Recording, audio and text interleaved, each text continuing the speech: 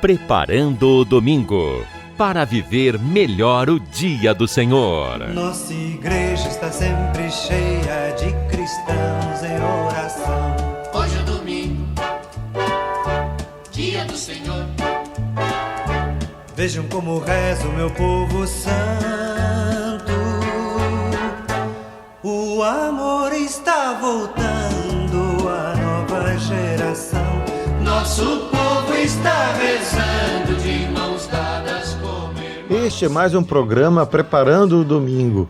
Eu sou o Padre Carlos André e nós vamos juntos refletir, ouvir, rezar juntos através das leituras que a liturgia deste domingo nos oferece. Então convido você que está agora ligado no rádio, ligado na internet, ligado na escuta da Rádio Excelsior, a fazer atenção, a concentrar, a colocar o seu coração todo inteiro neste momento inicial em que nós vamos pedir a Deus que a presença do seu Espírito que está em nós, que vive em meio de nós, possa nos iluminar, abrir a inteligência e o coração.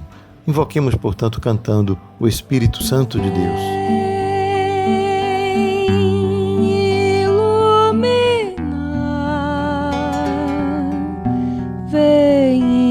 Inspirar o pensamento, milagres faz acontecer, o reino bom, sabedoria. Ó, vem Espírito, língua de fogo, chama de amor,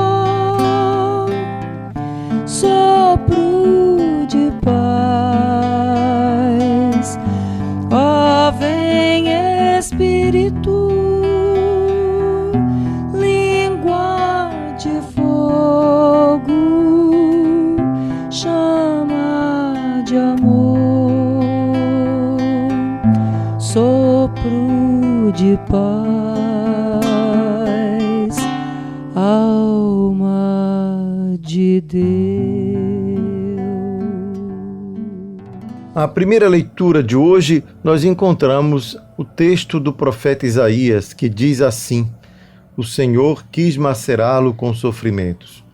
Oferecendo sua vida em expiação, ele terá descendência duradoura e fará cumprir com êxito a vontade do Senhor. Por esta vida de sofrimento, alcançará luz e uma ciência perfeita.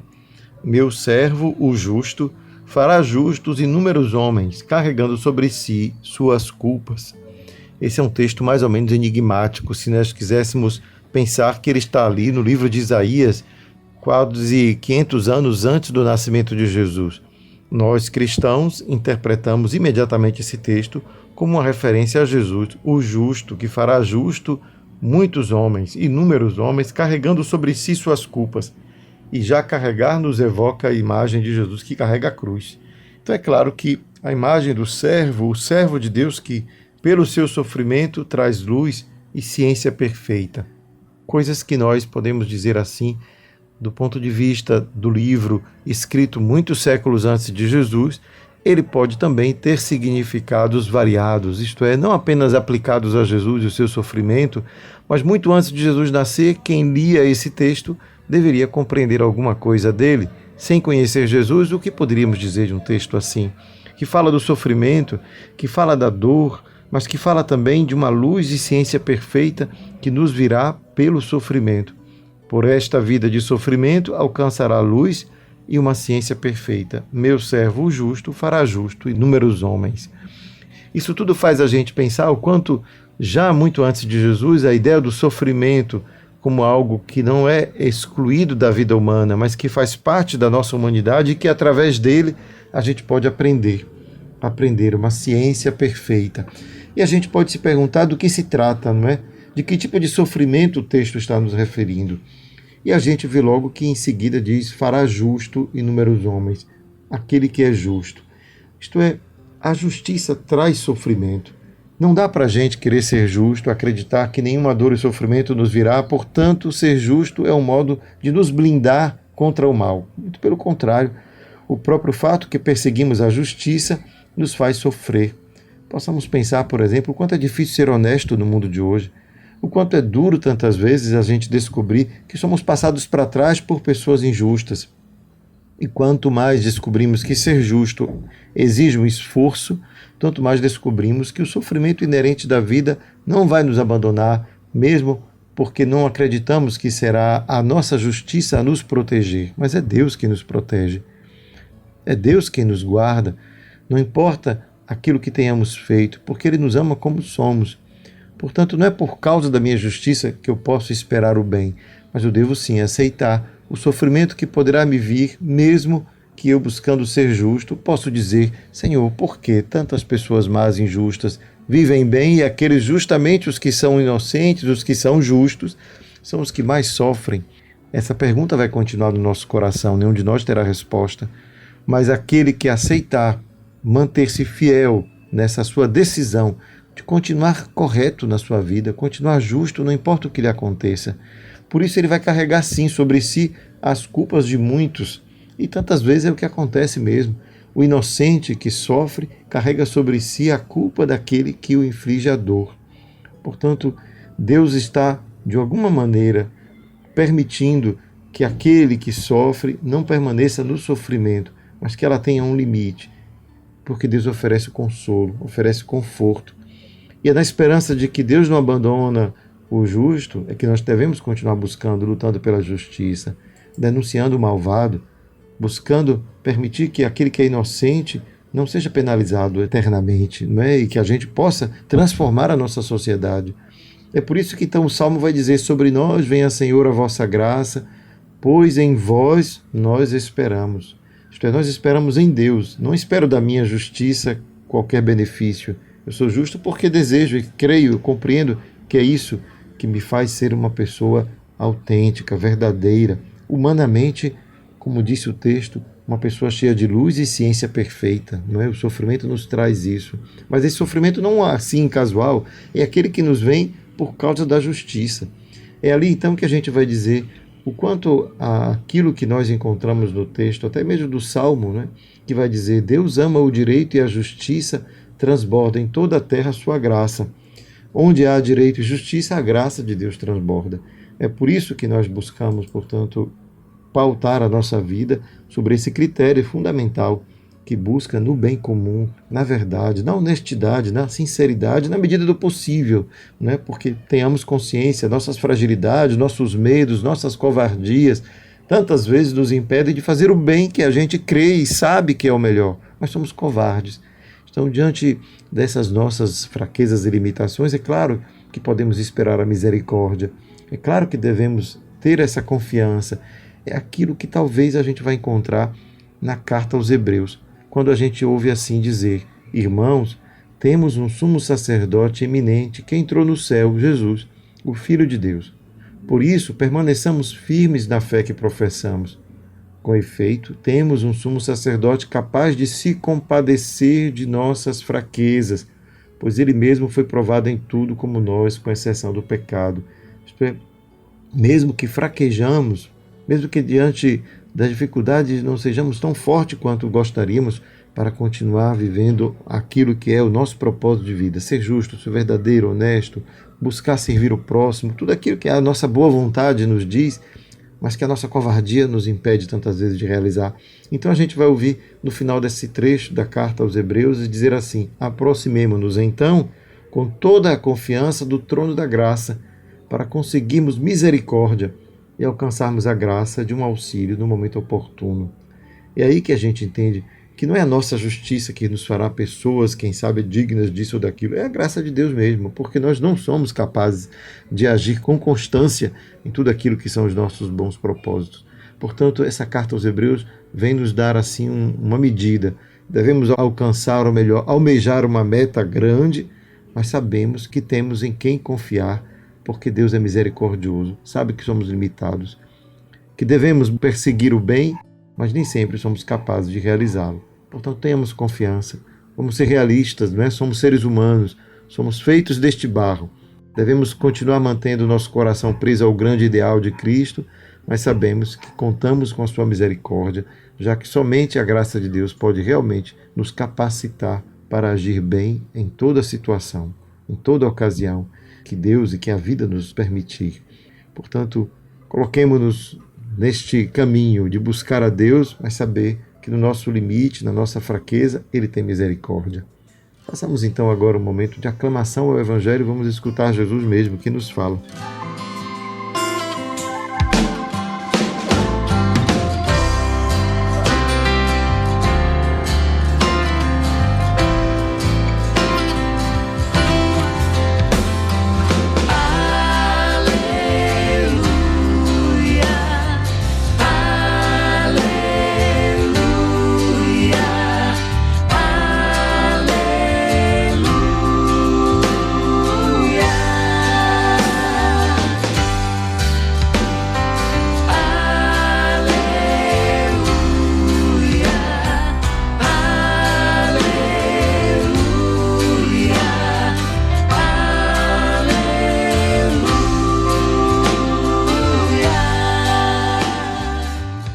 Evangelho de Jesus Cristo, segundo Marcos. Glória a vós, Senhor. Naquele tempo, Tiago e João, filhos de Zebedeu, foram a Jesus e lhe disseram: Mestre, queremos que faças por nós o que vamos pedir. Ele perguntou: O que quereis que eu vos faça? Eles responderam: Deixa-nos sentar um à tua direita e outro à tua esquerda quando estiveres na tua glória. Jesus então lhes disse: Vós não sabeis o que pedis. Por acaso podeis beber o cálice que eu vou beber? Podeis ser batizados com o batismo com que vou ser batizado? Eles responderam: Podemos. E ele lhes disse: Vós bebereis o cálice que eu devo beber e sereis batizados com o batismo com que eu devo ser batizado. Mas não depende de mim conceder o lugar à minha direita ou à minha esquerda. É para aqueles a quem foi reservado. Quando os outros 10 discípulos ouviram isso, indignaram-se com Tiago e João. Jesus os chamou e disse: Vós sabeis que os chefes das nações as oprimem e os grandes as tiranizam. Mas entre vós não deve ser assim. Quem quiser ser grande, seja vosso servo. E quem quiser ser o primeiro, seja o escravo de todos. Porque o Filho do Homem não veio para ser servido, mas para servir e dar a sua vida como resgate para muitos. Palavra da salvação. Glória a vós, Senhor. Nesse trecho do Evangelho encontramos algumas passagens bem curiosas.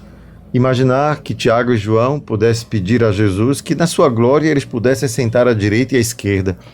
Qualquer um de nós poderia bem imaginar que presunção desses 2 discípulos. E ainda mais, podemos nos colocar diante daqueles outros 10 que viram essa cena na mesma posição de indignação. Como é possível que eles tivessem tido essa ousadia de passar na frente deles para pedir um lugar de destaque a Jesus? E é curioso que a linguagem que Jesus utiliza para falar com esses 2 presunçosos não é uma linguagem de repreensão. Pelo menos Jesus parece repreender os outros 10 que também ficaram indignados. Mas lemos de novo o texto e a gente vai ver que Jesus pergunta a esses 2 se eles estão preparados para aquilo que eles estão querendo viver. E aí eles dizem que sim, mas Jesus interpreta de outra maneira. Talvez eles não tenham se dado conta que o batismo e o cálice ao qual Jesus se referia não era simplesmente o batismo com a água que a gente joga sobre a cabeça. É aquele batismo de sangue, aquele do martírio, que todos os discípulos, os primeiros cristãos, não todos os primeiros cristãos, mas os discípulos de Jesus sofreram, exceto João. Curiosamente, aqui, João, ao lado de Tiago, não sofrerá o martírio como os demais, a menos que a gente entenda não o martírio de sangue, já que João foi exilado. O que é interessante, então, é que Jesus responde a essa pretensão dos discípulos com um desafio. Os desafia a seguir os passos do Mestre. Vocês querem sentar à minha direita e à esquerda? Estão dispostos a ser como eu? Estão dispostos a marchar em direção à cruz? Estão dispostos a guiar outros nesta mesma direção, isto é, com destemor, fazendo a vontade do Pai, isto é, servindo, sendo servidor de todos, aceitando que por causa do seu serviço, a dor, o sofrimento e até a morte possa estar no seu caminho. Então, por isso que Jesus, quando diz no final, Não depende de mim conceder o lugar à minha direita ou à esquerda, é para aqueles a quem foi reservado ou preparado. Isto é, nós devemos que imaginar que sentará à direita e à esquerda de Jesus, isto é, partilhará da sua liderança, partilhará da sua vida, partilhará do testemunho que ele vai dar àqueles que estiverem dispostos a fazer como ele está fazendo, servir sem medir consequências, colocar-se até o último instante a serviço do outro. Isso que Jesus propõe aos discípulos, aos outros dois, parece não ter sido muito bem compreendido pelos demais, porque os demais se fixaram apenas na pretensão daqueles dois discípulos, mas não notaram que Jesus estava pedindo a eles um preço muito alto para ficar à sua direita ou à sua esquerda, um preço que talvez eles ainda não só não tenham consciência, como ainda não estivessem preparados. E é talvez este o sentido de aqueles a quem foi reservado, foi preparado. E Jesus dá em seguida talvez a fórmula para compreender a quem está reservado e preparado estar à sua direita e à sua esquerda. E ele dá o exemplo tomando, portanto, a imagem dos tiranos, daqueles que conduzem os povos com opressão. Portanto, vós bem sabeis, os chefes das nações as oprimem e os grandes as tiranizam. Isto é, aqueles que usam de poder para mandar, usam de poder para subjugar o outro. Não usam da autoridade para fazer seguidores, não usam da sua autoridade moral para inspirar outros a agir o bem, mas eles imprimem o seu poder para subjugar. É nesse sentido, então, que Jesus vai dizer aos demais: entre vós não deve ser assim. Não devam pensar que para liderar uns aos outros, para que um seja líder do outro, deva então impor-se sobre os demais, da mesma maneira como os tiranos, os chefes das nações se impõem. Não é o poder aquilo que fará de cada um deles capaz de liderar e de conduzir outros, mas é uma autoridade que vem do testemunho. Portanto, o testemunho, Jesus diz qual é: ser como ele. Quem quiser ser grande, seja vosso servo. Seja servo de todos. Quem quiser ser o primeiro, seja o escravo de todos. Porque o Filho do Homem, aquele que teria direito, portanto, de ter autoridade sobre todos, não veio para ser servido, quanto mais vós, que quereis seguir os meus passos, diria Jesus aos discípulos. Portanto, se Deus veio não para ser servido, mas para servir e dar a sua vida, então cada um de nós que quer, portanto, estar à direita ou à esquerda de Jesus, deve pensar da mesma forma. Deve estar disposto a servir e dar a vida. É nessa hora, então, que nós entendemos que o chamado a ser cristão é um chamado muito alto, é um chamado muito difícil. O chamado a ser cristão é imitar Cristo, é ser outro Cristo no mundo. Uma tarefa que a gente poderia dizer impossível, é quase impossível, porque afinal, quem poderia repetir Jesus? Mas essa é a missão. Esse é o sentido daquelas duas leituras que fizemos antes. Nós colocamos o sarrafo bem alto, não é? Isto é, a nossa meta bem lá em cima, mas temos a confiança de que Deus tem misericórdia. Foi aquilo que a segunda leitura nós vimos, né? Aproximemo-nos então com toda a confiança do trono da graça para conseguirmos misericórdia. É por isso que a gente pode sim colocar a nossa meta lá em cima, ser como Cristo, mas sabendo que Deus tem misericórdia, mas continuamos a caminhar, a marchar, sempre na direção certa, sempre tentando imitá-lo em tudo, sempre evitando cair nas armadilhas do mundo, o mundo que tiraniza e oprime, e que pode ser uma manifestação de opressão e de poder de tantas maneiras, não é? Podemos imaginar como na família a gente pode sofrer assim esse tipo de opressão. Quando um membro da família, pode ser o pai, a mãe ou um outro que tenha algum tipo de poder, pensemos no poder econômico dos nossos dias, o quanto isso pode impor sobre os demais um jugo injusto, e o quanto é necessário promover a vida, o quanto é necessário partilhar as responsabilidades, o quanto é necessário aprender que juntos não somos apenas mais fortes, mas podemos ser mais felizes, porque a comunhão gera amizade, a amizade gera a alegria de estar juntos, de compartilhar instantes que são eternos. Uma amizade verdadeira, sem subjugação, sem opressão, mas com grande liberdade e amor pelo outro, com grande sentimento pelo serviço, de sentido do amor e do servir ao outro, pode muito bem fazer com que a nossa vida desabroche, e que seja mais capaz de suportar as dores, os sofrimentos do dia a dia, como foi a primeira leitura, nós escutamos, como o sofrimento pode ser acalmado por uma boa amizade, por uma relação verdadeira de comunhão. E o quanto a opressão, quanto a autoridade abusiva destrói qualquer tipo de fraternidade e não nos permite ser felizes. Tudo aquilo que Deus nos convida no seu Evangelho é um caminho de sabedoria, porque é a felicidade a meta que Deus traçou para cada um de nós. Mas não será jamais uma felicidade egoísta, onde somente eu quero ser feliz, mas uma felicidade que só poderá ser verdadeira, autêntica, duradoura, quanto mais ela puder ser compartilhada, vivida em conjunto, em comunhão. E comunhão só se dá quando há justiça, quando há direito, quando há verdade, honestidade. Todas essas coisas grandes, maravilhosas, que nós sabemos é a meta, mas que o Senhor tem misericórdia das nossas fraquezas. Coloquemos, portanto, hoje, neste tempo em que nós vivemos o final de um ano que está chegando, né? Está chegando, estamos em outubro, e nós somos convidados, então, ao escutar este Evangelho, a recolocarmos-nos de novo nessa mesma direção, na estrada que Jesus traçou e que nos convida a viver. Vamos, então, fazer um instante de oração e assim concluímos o nosso encontro de hoje.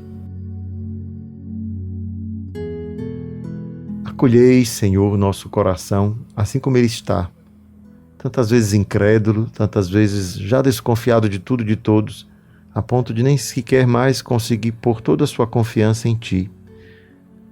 Esta sensação de abandono, de isolamento, essa solidão que tantas vezes nos faz sentir que estamos lutando sozinhos contra monstros enormes, o desemprego, a discriminação, o racismo, a pobreza que bate às nossas portas, a fome. São dragões que vão destruindo nossa esperança de que o homem possa ser melhor, que a fraternidade possa enfim um dia existir e que a partilha possa ser de fato a lei. Tudo isso que pode nos desencorajar diante da tarefa enorme que cada um de nós recebeu de Ti, Senhor. Por isso te pedimos, envia-nos o Teu Espírito. Ajuda-nos a descobrir cada dia o quanto o serviço, o amor ao próximo não é facultativo, mas é a única forma, a condição para encontrarmos a felicidade que buscamos. Que o Teu amor e a Tua bondade nos acompanhem e que diante de nossas fraquezas e limites possamos manter a nossa confiança firmemente aliada a Ti. Que o Senhor nos abençoe, hoje e sempre, em nome do Pai, do Filho e do Espírito Santo. Amém. O Filho do Homem não veio para ser servido, mas para servir e dar sua vida como preço por muitos, e dar sua vida como preço por muitos.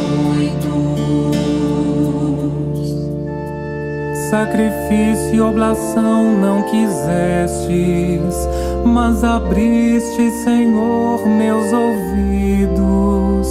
Não pedistes ofertas nem vítimas, e então eu vos disse: eis-me aqui.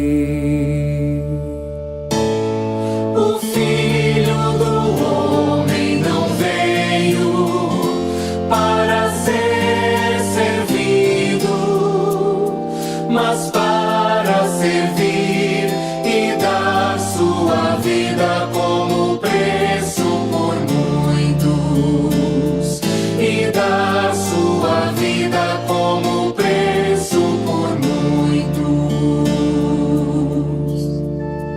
Sobre mim está escrito no livro: com prazer faço a vossa vontade, guardo em meu coração vossa lei. É feliz quem a Deus se confia.